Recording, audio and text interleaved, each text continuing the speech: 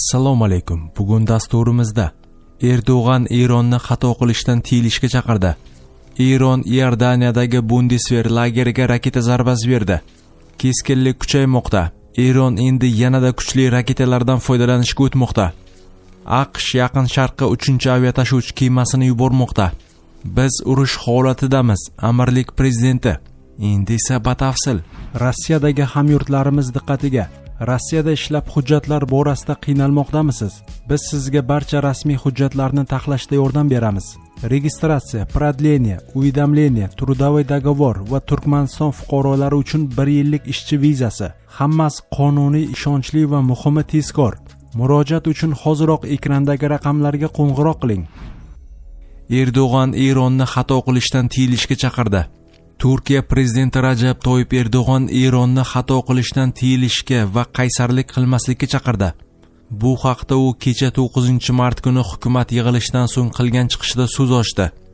Prezident Erdo'g'an bayonotida Eronning xatti-harakatlarini tanqid qilib, ularni juda noto'g'ri va provokatsion deb atagan. Eron rasmiylariga zarur ogohlantirishlar berildi. Ammo samimiy ogohlantirishlarimizga qaramay, Turkiyaning do'stligiga putur yetkazadigan juda noto'g'ri va provokatsion qadamlar tashlashda davom etmoqda. Xalqimiz qalbi va ongida chuqur jarohatlar qoldiradigan, 1000 yillik qo'shnichilik va birodarlik munosabatlariga soya soladigan yo'lga kirilmasligi kerak, dedi davlat rahbari. Shuningdek, prezident ikki davlat o'rtasidagi munosabatlarni hurmat qilish zarurligini eslatib, Ironni xato qilishdan tiyilishga va qaysarlik qilmaslikka chaqirgan. Turkiyaning o'rni ham, pozitsiyasi ham aniq. Mojaro yanada kengaymasligi va yana ko'proq qon to'kilmasligi uchun ko'rsatayotgan sa'y-harakatlarimiz ham hammaga ma'lum. Shu voqea doirasida yana bir bor aytaman. Xato qilishda oyoq tirab olmaslik kerak. Biz voqealarni NATO va boshqa ittifoqchilarimiz bilan hamkorlikda kuzatishda davom etamiz. Hamda xavfsizligimizni mustahkamlash uchun qo'shimcha choralar ko'ramiz, dedi Erdo'g'an. Eron Iordaniyadagi Bundeswehr lageriga raketa zarbasi berdi. Iordaniya sharqidagi Bundeswehrning dala lageri yana Eron tomonidan raketa hujumiga uchradi. Der Spiegel jurnali xabariga ko'ra, 9-mart dushanbaga o'tar kechasi AQShning Asrak aviabazasiga bir nechta ballistik raketa uchirilgan. Ushbu baza hududida Germaniya qurolli kuchlarining kichik dala lageri joylashgan. Hodisa oqibatida hech kim jabr ko'rmagan. Nashr ma'lumotlariga ko'ra, zarba nemis askarlari joylashgan kazarma binosiga to'g'ri kelgan. Biroq hujum paytida ularning barchasi boshpanalarda bo'lgan. Bundeswehr tezkor qo'mondonligi vakili AFP axborot agentligiga hozirda hodisa yuzasidan ichki tekshiruv olib borilayotganini aytgan, ammo o'qqa tutish faktini tasdiqlamagan. So'nggi vaqtlarda Asrak bazasidagi dala lagerida taxminan 100 nafar Bundeswehr askari joylashtirilgan edi. Germaniya harbiy havo kuchlari u yerdan xalqaro aksilterror koalitsiyasini o'zining yonilg'i qo'yish samolyotlari bilan qo'llab-quvvatlab kelmoqda. Keskinlik kuchaymoqda. Eron endi yanada kuchli raketalardan foydalanishga o'tmoqda. Eron og'irligi 1 tonnadan ortiq bo'lgan jangovar kallakka ega raketalarni qo'llashni rejalashtirmoqda. Bu haqda Islom inqilobi qo'riqchilari korpusining harbiy kosmik kuchlari qo'mondoni general Majid Musaviy ma'lum qildi. Uning ta'kidlashicha, Eron raketa zarbalarining kuchi va tezligini oshiradi. Majid Musaviy bunday raketalar katta masofaga uchishi va zarar yetkazish hududi ancha keng bo'lishini aytdi. Shuningdek, Islom inqilobi qo'riqchilari korpusi AQSh prezidenti Donald Trampning Eron bilan urush tez orada tugash haqidagi bayonotiga keskin munosabat bildirdi. 9-mart kuni e'lon qilingan bayonotda Islom inqilobi qo'riqchilari korpusi urush qachon yakunlanishini AQSh emas, balki Eron belgilashini ta'kidlagan. Urush qachon tugashini biz hal qilamiz.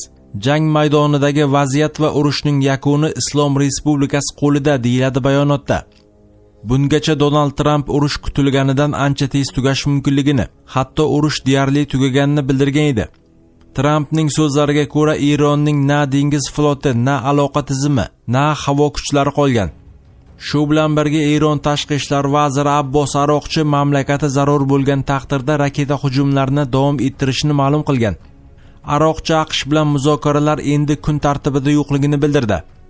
Biz amerikaliklar bilan muloqot qilish borasida juda achchiq tajribaga egamiz. Tehron raketa zarbalarini qancha kerak bo'lsa shuncha davom ettiradi, dedi Aroqchi. AQSh Yaqin Sharqqa 3-aviatsiya tashuvchi kemasini yuboradi. Mamlakat Eron neftini olib qo'yish bilan tahdid qilmoqda. Bu haqda The Moscow Times xabar berdi. AQShning energetik ustunlik bo'yicha milliy kengash direktori Jarrod Egin Washington Eronning neft zaxiralarini o'z nazoratiga olish niyatida ekanini aytdi. Bizning maqsadimiz Erondagi ulkan neft zaxiralarini terrorchilar qo'lidan olib qo'yish, dedi u Fox Business telekanaliga bergan intervyusida. AQSh prezidentining yordamchisi o'rinbosari ham hisoblangan Eginga ko'ra, bunday natija uzoq muddatli foyda keltiradi. Sababi Hormuz bo'g'ozi orqali neft yetkazib berish bilan bog'liq xatarlarni kamaytiradi. 5-mart kuni US George Bush aviatashuvchisi, shuningdek unga hamrohlik qiluvchi kemalar va jangovar samolyotlar guruhi milliy miqyosdagi missiyalarda ishtirok etish uchun zarur bo'lgan o'quv mashg'ulotlarini yakunladi. Endilikda ular Yaqin Sharqqa jo'nashni kutmoqda. Hozirda mintaqada Abraham Lincoln va Gerald Airford aviatashuvchilar boshchiligidagi AQShning 2 ta zarba beruvchi guruhi faoliyat yuritmoqda. Birinchisi Arabiston dengizida, ikkinchisi esa Qizil dengizda qayd etilgan. The Wall Street Journal nashrining yozishicha, US George Bush aviatashuvchisi fevral oyi boshida Yaqin Sharqqa joylashtirish uchun tayyorgarlik ko'rish buyrug'ini olgan edi. Biz urush holatidamiz, Amirlik prezidenti. Eron hujumlari tufayli Birlashgan Arab Amirliklari urush holatida bo'lib turibdi. Ammo bu vaziyatdan avvalgidan kuchliroq chiqib ketadi.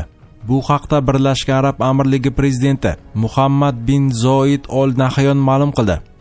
U mamlakat qurolli kuchlariga ushbu urush paytidagi roli uchun minnatdorlik bildirdi va kuch tuzilmalarini sharafli xizmatlari uchun maqtadi. Prezident xorijiy rezidentlarning Birlashgan Arab Amirligiga qo'shgan hissasini ham yuqori baholadi. Biz urush holatidamiz va men ularga o'z burchimizni bajarishga va'da beraman. Bu vaziyat bizga majburan yuklandi va biz o'zimizni, oilalarimizni hamda mamlakatimizni himoya qilish uchun harakat qilmoqdamiz, dedi prezident. Siyosatchi Eron hujumlari oqibatida jarohatlangan 5 kishi, Birlashgan Arab Amirligining 2, Hindiston, Sudan va Eronning 1 nafar fuqarosi holidan xabar oldi. Muhammad bin Zoid Al Nahyan yaradorlar amirliklar mas'uliyatida ekaniga ishonch bildirdi. Birlashgan Arab Amirligi jozibador, go'zal va namunali mamlakat, ammo sizni aldashlarga yo'l qo'ymang. Birlashgan Arab Amirligining terisi qalin va achchiq eti bor. Bizni yutib bo'lmaydi, dedi prezident. Bir necha kun avval amirlik prezidenti hujumlar fonida Dubai Mall savdo majmuasida ommaga ko'rinish berganda, unga Dubai valiahd shahzodasi, bosh vazir o'rinbosari va mudofaa vaziri hamrohlik qilgan.